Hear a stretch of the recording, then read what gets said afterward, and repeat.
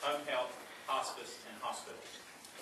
I'm glad that the Congressman and I agree on this issue and that we both recognize that the Obamacare bill represents probably the biggest single job killer to be introduced in the last decade. It's introduced uncertainty into our markets. Employers don't know what it will cost to hire. Doctors don't know what it will cost to treat. One of my friends in the audience, a doctor who escaped from the communist bloc 20 years ago, has told me very explicitly that this represents the first very dangerous march of socialism in our society, when the federal government is involved from the cradle to the grave in your health care. The problem, of course, is that the Congressman Party, specifically the majority that he enables by voting for Nancy Pelosi, are the ones that ran that bill through. And while the Congressman may have cited his objection to it on a personal level, he wasn't out there fighting to stop it. Ladies and gentlemen, when I see something wrong in the world, I don't just get out of the way while the train goes speeding off the cliff.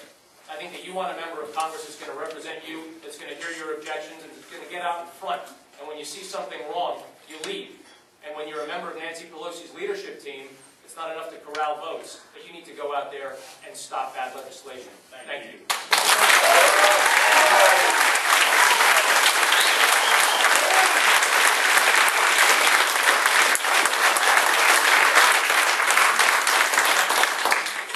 Mr. Fontana, you will have the first opportunity to answer our next question.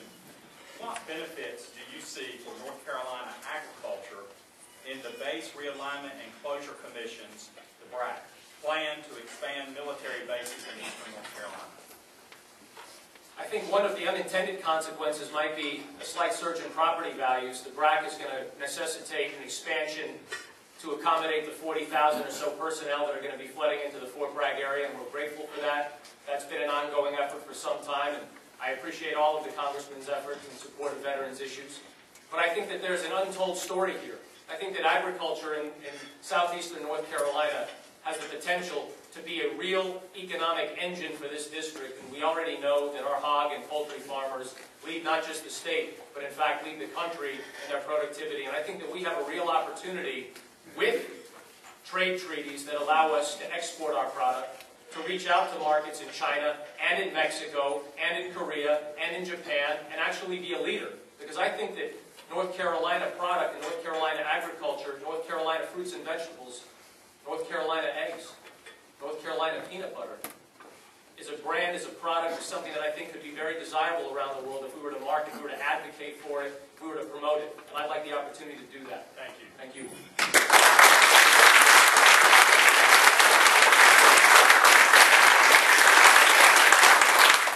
Thank you. I'll repeat the question. What benefits do you see for North Carolina agriculture in the Base Realignment and Closure Commission, BRAC, plan to expand military bases in eastern North Carolina? Well, there's no doubt I can tell you as a member of the Armed Services Committee and of the Agriculture Committee that it's a great opportunity to increase the economic opportunities for everyone in the counties surrounding. There's 11 counties surrounded by BRAC and Fort Bragg. There's 6 to 7 counties affected by Camp Lejeune. And when you look at what it does in terms of property values, when you look in terms of what it does with fruits and vegetables, we included fruits and vegetables for the first time as a specific item to promote in the last Farm Bill. I conducted a hearing on the Farm Bill in Fayetteville just this past June. And we are looking for continual ways to let the two enhance one another. In fact, when we talk about rural broadband coming to areas like we live in, the fact that our military needs this kind of economic advancement helps in turn our farmers be able to promote their businesses. When we talk about the opportunity for water and sewer enhancement to these military bases, that too comes under rural economic development, which I chair the subcommittee for in agriculture. When we talk about expanding markets, there are currently 5 overseas programs that help our farmers be able to export their goods that is under the subcommittee on foreign agriculture, which I chair. So when we look at these opportunities, every way we can tie in enhancing economic development locally for our farmers will give them a stronger opportunity overseas and locally.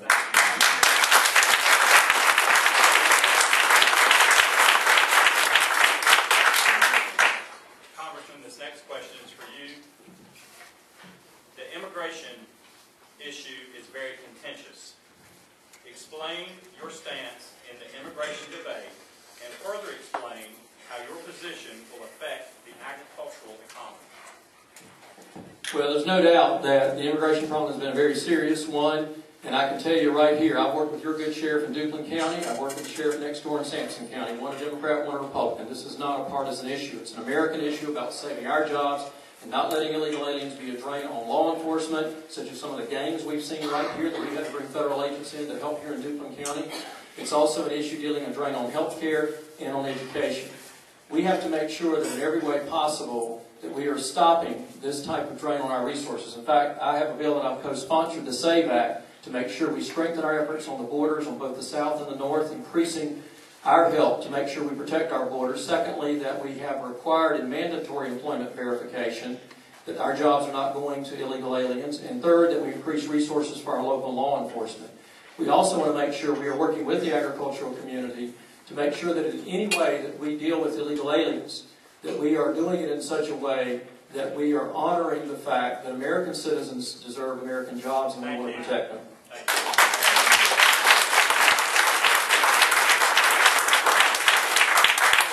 Question. Immigration is a very contentious issue. Explain your stance in the immigration debate and further explain how your position will affect the agricultural economy.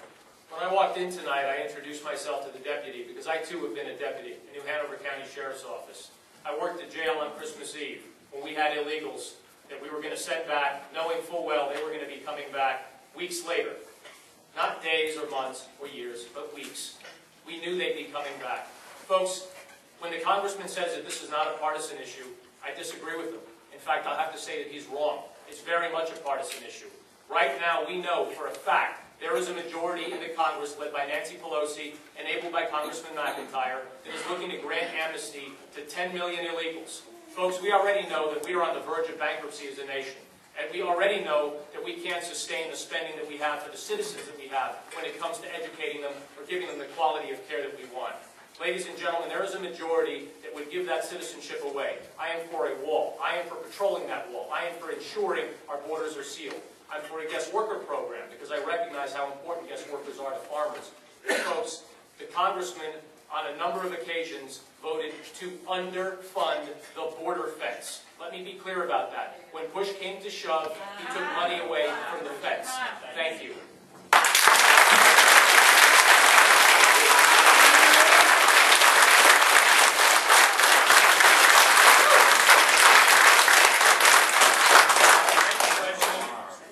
Goes to you first, Mr. Fontano. Do you think the federal government should be involved in taking over private companies? Please explain why or why not. Ladies and gentlemen, again, this is an issue that is very partisan right now. We have a Democrat majority in the Congress that's enabled by Congressman McIntyre because the first vote that he casts every session of Congress is for the Speaker of the House. Let me ask you a question. If you would vote for Nancy Pelosi to be second in line for the presidency, would you please put your hand in the air? If you would vote for Nancy Pelosi to be second in line for the presidency, would you please put your hand in the air? Congressman McIntyre, guys, there are a few of you, but I will tell you something, folks. You are not the majority. The majority of the American people feel very strongly that Nancy Pelosi and her agenda is leading this country in a very, very difficult direction. We are on the verge of enacting a series of socialist policies which we all know and recognize are dangerous not only for the future of our children, but are dangerous here today now. When we start seeing government get involved in private business, when we see government take over business, when we see, and the congressman of course voted against the bailout, but the irony of all of that is that when you have these union pensions, thank you very much.